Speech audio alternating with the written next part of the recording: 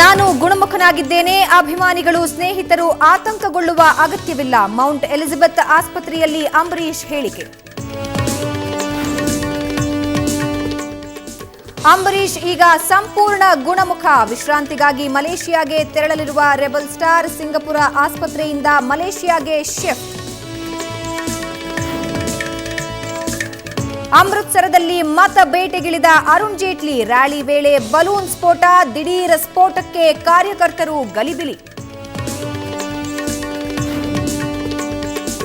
ಗುಲ್ಬರ್ಗಾದಲ್ಲಿ diesel ಟ್ಯಾಂಕರ್ಗೆ ಬೆಂಕಿ. ಹೊತ್ತಿ ಉರಿದ tanker. Ganj ಪ್ರದೇಶದ ಪೆಟ್ರೋಲ್ ಬಂಕ್ ಬಳಿ ಘಟನೆ.